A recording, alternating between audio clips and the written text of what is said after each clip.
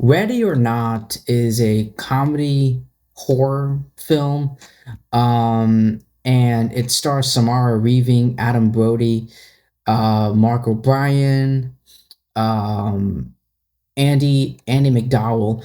Those are the only names that I'm very familiar with. But it follows a young bride who is hunted by her spouse's wealthy family as part of a wedding night ritual to worship the devil.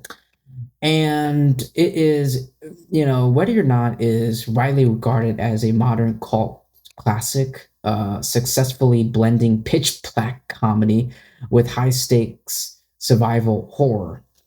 And what I love about the film is its sharp social commentary and the breakout performance of its lead. I mean, Samara Weaving's performance in this movie, her portrayal of Grace is just the film's number one strongest asset.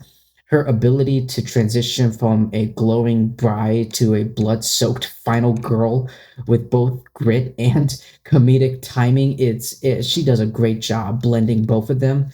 um, but I think it's because not. I think but I believe her acting, her performance was really. It all comes down to the directors, the two directors, Matt Bettinelli Olpin and Tyler Gillette.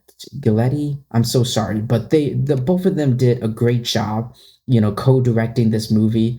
And the another thing I love about this movie is its subversive tone.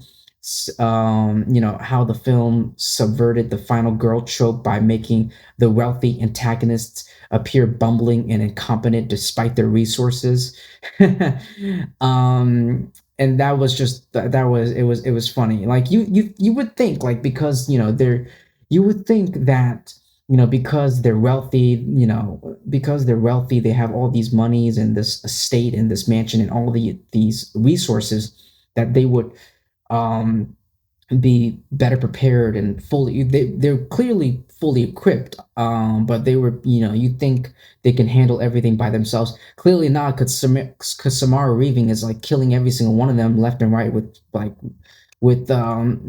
she's standing on her old 2 feet, and she's knocking them all dead.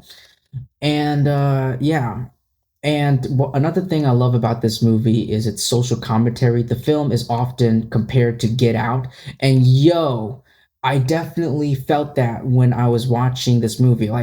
There was, like, especially like the house setting of both Get Out and Ready or Not. Like, it's both of them. Like, I feel it, using the horror genre to critique classism and the curdled privilege of the ultra wealthy. I definitely felt I was like, you know what? I was watching this movie and I'm like, this movie reminds me of another movie. I just don't know what it is. And now that I'm thinking about it, I'm like, yeah, it does remind me of Get Out.